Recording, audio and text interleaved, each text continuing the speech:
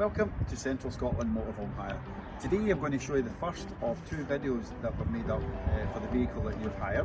I'm going to take you inside now and show you all round about it, and if you've got any other questions, ask us on the day. Anything at all, just ask. The fuel system, simply pull the cap open, use your ignition key into the diesel, turn it, off it comes, and fill it with diesel. Lock it up again, turn the key, out it comes. Now we fill up the vehicles with AdBlue, but they only tend to do about 1,000 miles to 1,200 miles. It's such a small AdBlue tank. But if you need to get AdBlue, get some from a petrol station, and we will reimburse you if you keep the receipt. On the hose on the AdBlue, slot it straight in there as far as it can go, and pierce the bottom of the can for your AdBlue so that the AdBlue runs in a lot quicker, because if you try and put the hose straight in, it'll take forever to fill up. That's all you do, is put it in there for the AdBlue and the wee blue, and then close it back up. Send all the vehicles out with a full tank of fuel, diesel fuel. When you come back, we would ask that you have the tank full. There's a petrol station right outside the front of our offices. We also have in the garage a selection of items for you guys to use. We have a 6-seater picnic bench. We've got 2 fold-up seats and 2 benches.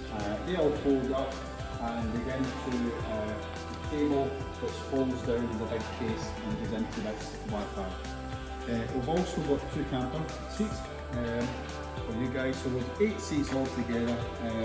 The camper seats are quite easy, obviously they're put in the bags, etc. You know how the camper seat works. Got the electric hookup. Some places you might go to, if you want to plug it into a house or a 13 amp socket, we've got one of these in the bags in the boot as well. We've got the brush and shovel set to keep the vehicle clean for us, and also stops it too much of a mess. We've got the picnic blanket, and we've got the water hoses to fill up the fresh water. Welcome to the 746. This is our 6-berth deluxe camper. I'm going to show you around about this just now, and we'll start off with the cupboard. As soon as you come in on your left hand side, we've got a fire extinguisher and a first aid box. To open the handle, just twist it down the way and then pull it open, and as you can see, our first aid kit, fire extinguisher. We've also got powder vinyl gloves for the toilet cassette when you clean the toilet cassette outside and having to dispose of all the chemicals, etc. So there's gloves up there for your use. Close it down. Over here, this is for one of the televisions. This is one of 2. Just lift it up. It's a wee bit stiff, but it's on springs, etc. to come up, and simply put it back down like so. And we have the drawer. Push the button and open the drawer, and close and push the button.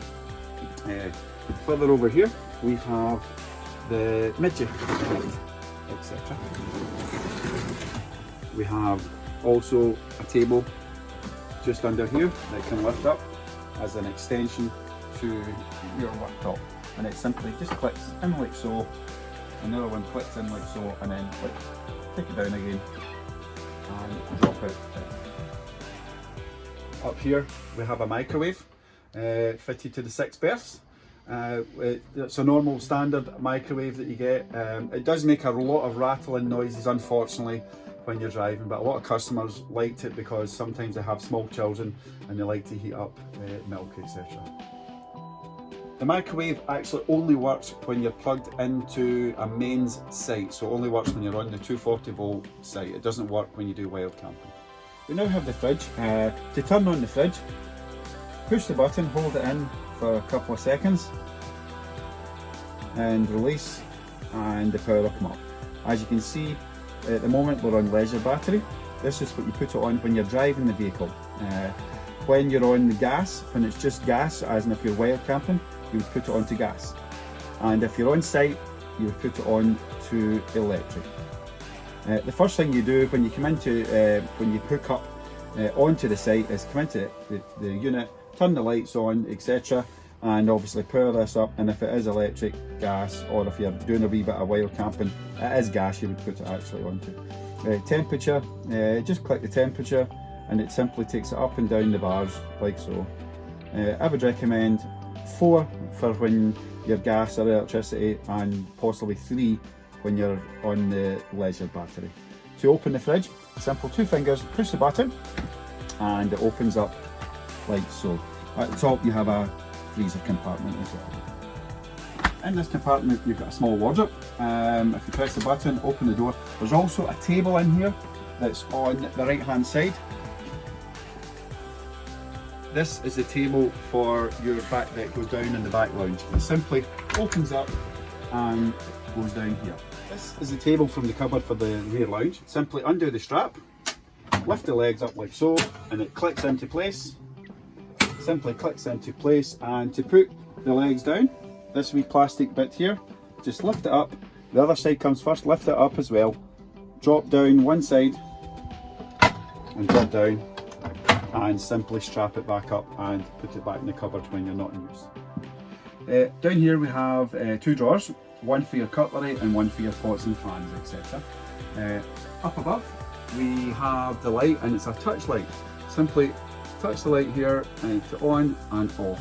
There's light switches behind the television as well, and at the front door when you come in. Underneath the units there's the blue lights. If you just touch the blue light like so, it brings on the LED strip. Most units have got these wee blue lights, and again just touch the same spot to turn it on and off. Up above we have the skylight. Simply press the button, bring it down like so and lock it in place. But you must not leave these open and leave the vehicle just in case it rains, and it must be closed when you're driving the vehicle also. Simply unhook and lock it in. Up here we have the blind, and on this side we have the midget, etc. Underneath this cushion, which is underneath the television in the rear lounge, we have more storage. You can simply lift it out and you've got a big cupboard under here. On the opposite side we have the exact same, but we do have the cushions for the middle lounge tucked away in there, so there might not be as much space left in that one. Simply put back in. I'm conscientious of the time I'm taking on the videos, so obviously I want to try and show you as much as possible. So at the rear end of the lounge of the 6th berth, how to put the beds down, simply pull this bit out here, like so. It only comes down to a certain point and then it will stop.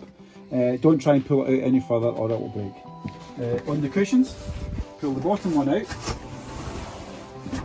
grab the back one and turn it right over, right round, and slot it back in like so. You do the exact same on the other side to get this. If you want to sleep this way, you can, or you may want to sleep up and down this way. If you want a wee bit more room for your head coming up and down this way, you can remove the back cushion and slot it underneath the bed, and that will give you a wee bit more room. There's also doors to get into this access as well. Push the button and get in that way as well. The windows at the back have these blinds. They're actually decoration. We could take them down sometimes, but we just leave them up. And as I say, it's just for decoration. I wouldn't try and put these ones down. We now have the shower and toilet compartment. I'll show you the toilet on the second video, but I'm going to show you the shower on this video just now. To get into the shower, one of the first things you need to remove is the wooden floorboard. This simply lifts up and tucks behind the toilet like so. Simply tuck down here just now, out the road. This allows you to get into the shower. The shower itself, the temperature is controlled by your red and blue on your tap, so either left or right, and it locks the shower. This button here is a rubber one. If you want it as a tap, you press the button and it'll put it onto tap, and if you hit it again it'll bring it onto shower mode. Now to get the shower, simply gently pull the hose out and hook it up where it goes for your shower. Again, to put it away, simply bring it down and gently put it back into the hole, like so, and that you have it there. To close the shower screen, there's a wee clip here at the bottom. Just unclip it and your shower screen opens up like so. To access the water tank, it's underneath the middle lounge chair as you come in on the right hand side. Now one of the things with the water tank, it can only be driven with 20% full. But as soon as you get to a site, one of the first things you would actually do is fill up your water tank that's just outside the window, and you would fill that up to full capacity, and that's you got all your water for your showers and your bathroom and your kitchen, etc. So I'm just going to show you how to get into that just now and how to get it down to 20% capacity. First, one of the things I'm going to do just now, lift up the table and you can slide it right across and you can lift the cushion up. But I'm going to take the table off to get more access just so the video can show you exactly where it is. I'll lift this up just now, I'll take it out of the window. So under here, simply take the cushion off and we have an access cap here just now. So twist the cap off anti-clockwise, and inside the tank we have two stoppers. Basically lift them up and pull them out like so. It's just a stopper and it goes in the hole. There's a hole on the right hand side that's like a volcano. It's that if you pull that one, it'll leave 20% capacity. And the other stopper on the left hand side, if you pull this one here, that will empty the tank completely. So all you do is put the tank stopper back in, and that's it. And then simply close the tank up. Make the middle bed up. Simply lift the table up, press the button here in the middle leg, and fold it up like so. And then by lifting the table up like this, it lets you remove the table. Put it to the side just now. Grab your phones, take them out. For the time being.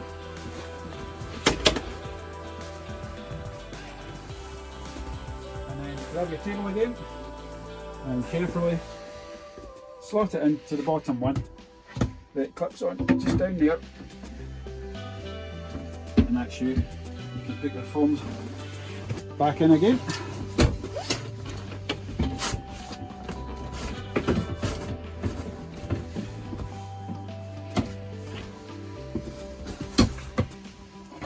Just like so.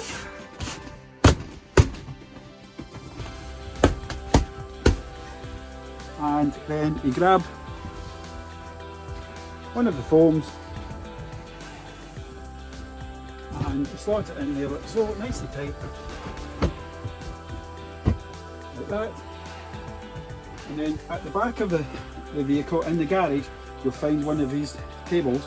There's also one at the other side of the garage, and simply the wee arrows here, push down, fold out, again, push down, and it folds out. And this wee table simply clips on to here, like so. And then you use the two smaller foams if you want. There's the smaller foams that's a wee bit narrow, they can just sit here and here. But if it's just kids that's in this bed, to be honest with you, you probably don't need these wee side tables or these wee extra bits of foam that comes here. Over at the middle lounge as well, we have two USB sockets, and we also have a 13 amp socket that only works on site. There's another socket like this above the kitchen sink at the other side of the unit. I'm going to show you the windows now. To open the window, there's a little button. Press the little button, turn it up. All windows work the same, and it's on hydraulic rams there. Now this window, if you leave this window open, your gas won't work at all. Your heating will stop, the boiler for the water will stop as well, because there's a sensor just over here that acknowledges that the window's open, because the gas flue is just outside this window and we don't want any dangerous fumes coming in. So if this window's open, your gas won't work. The rest of the windows are absolutely fine. The blinds work like so. This is your main blind. It lifts up and simply clicks in at these points here. Now one of the things to get this blind down is pull, but hold on to it and unleash here, and unleash here, and that brings it down. Just gently hold on to it. And we have the top one, which is the midget, and that simply again comes down and clicks in to the bottom like so. Now again as well, when you're releasing the midget, you've got two wee bits here, push them in together and that releases it, but hold on to the midget and let it go up to here. We use the stool to gain access to the high bed at the front above the cab. Please don't stand on the leather seats if you don't mind. So to get access, as I say, I'm just going to jump up like so, and there's a clip at the top and it brings down your bed. There's a light up at the top. It's much like the light at the back. It's a touch light, so if you just touch that with your finger, it'll come on and off. The ladder will be up here, or if it's not up here, it will be in your garage at the rear of the vehicle. Simply bring down your ladder and clip in these points here, like so, and that's your ladder in place. Also, at the back of the super king size bed, there's storage room for the middle foams that we use for the middle lounge for this bed. They're stored away in underneath one of the seats, but if you're needing that storage area, put them right up the very back. There's plenty of room up there, and to put the bed back up, just do it in reverse, like I showed you how to bring it down. Underneath the mattress, we have a safety net that simply comes out and gets clipped up onto these rings up above, should you think you need a safety net for small children going up there. On the captain's seats at the front, both seats turn round about. The armrest, there's a wee roller underneath here that you scroll back and forward to adjust the height of your armrest till you feel comfortable. To work the captain's seat itself, to get it to turn round, there's a lever here. Just simply push towards the driver's seat and turn, let go, and we can simply spin round to position. But one of the most important things is, do not drive in this position because you must face forward at all times. To get it back into position, simply just spin it round and it clicks in like so. Over here in the front of the cab, we have this holder that holds your mobile phone. Simply at the back, lift the lever up like so. Don't be scared, it's a wee bit stiff, but lift it up and it's a wee clipboard if you want a bit of paper in here. To release these bits here for your mobile phone, put your mobile phone, adjust it to whatever mobile or iPad or whatever you want to put in here, put your phone in and simply put the lever, once you get it into position, put the lever up like that and it locks this into position. To plug your phone in to the vehicle, you have the USB cable here. Simply put your USB cable for your device into here and into your device that's in here, and you can work the maps etc through your device. Simply to put this back down is push this in and down like so. We have down here we have a USB socket, and over here we have traction control. Should you find yourself on a grass site that's quite slippy and you're struggling to get traction, press this button and we'll lock the diffs and hopefully get you out of where you are. But always remember, please switch that off and don't drive with this on. Over to the radio. When the radio comes on, to get the rear view camera to be on while you're driving, it acts like a mirror, like your rear view mirror. Simply press the button in the middle, you see a V and you see the camera view. Press camera view and you can see 1 and 2. So you can press, that's the bike rack just now, that's showing you right down where the bikes would go. And if you press here, at the moment that's the back wall of our showroom, but that is a mirror view, like your rear view mirror you would have in a vehicle. It's just simply switch like so, and you can actually drive with this vision on this screen should you wish. To put it back to radio, simply press across and that's you back into the radio mode. Now to show you the Bluetooth connection. One of the first things you might have to do is when you come onto the Bluetooth screen, is press the phone button at the bottom, press the settings cog, scroll up, all the way up until you get to the bottom so you see Bluetooth memory clear, because it can only take a certain amount of phones and you might find the Bluetooth is full. So hit memory clear, and press OK. Back to the cross and we'll get ready to set up the Bluetooth now. To connect a Bluetooth device, go to the front screen of the Bluetooth, press the cog into connection and do a search. Just keep it searching until it comes up with your phone, and when it comes up with your phone, simply press your phone link and pair it with your phone. The radio in the vehicle can be operated when the key is out of the ignition. Should, for instance, you want to sit in the back lounge in the evening, etc., and you want to put some Bluetooth music on through the speaker system, which is surround in the whole vehicle. The button to do this is right here, just behind the steering wheel, and you'll see that the on-off switch there. But just make sure you turn it back off when you put the ignition back on. All the motorhomes are fitted with blinds. Simply and carefully pull out, make sure the top comes out at the same time, right across. If you can ask that no children play with the blinds, because they are quite delicate. It's all lightweight because it's the motorhome. It simply clicks into position and press and squeeze the two buttons in the middle to release. Again, bring it back and push up and make sure that the blinds actually click into position, so when you're driving it doesn't come out. The blinds for the front work exactly the same way.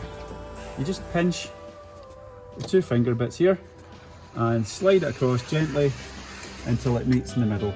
The other blind does exactly the same, and it's magnetic, and the two of them magnetise each other and connect to give you your blinds totally closed. Close it back, again, make sure it clicks in. You don't want it coming out while you're driving. One of the things we ask is when you return the vehicle, you might have a 11 o'clock return time. What we ask for is the vehicle, the keys handed over at 11 o'clock, i.e. you've vacated the vehicle and you've filled it up with fuel and hand the keys over at 11 o'clock. It's one of these bummers, I hate asking, but we've got customers who's going on holidays well behind you, and we've got a wee tight schedule to try and get everyone in and out, and we'll try and accommodate, as you probably know yourself, we'll try to accommodate everyone with time schedules, and if we can keep to them time schedules, that would be fantastic. Well, that's you seen in the first video. Any questions when you come in on the day you're picking up the vehicle? We also have another video that we will show you on the day of the toilets, the cycle rack, all that kind of stuff. The stuff that's really important that you need to know, and it's better to show you that video on the day. It's one of the things we need to do just to keep ourselves all right and make sure that you really know how to work the vehicle when you leave the site. We'll not let you just, there's the keys, and go. We're not like that. We'll take you in, show you the video, and any questions you can then ask.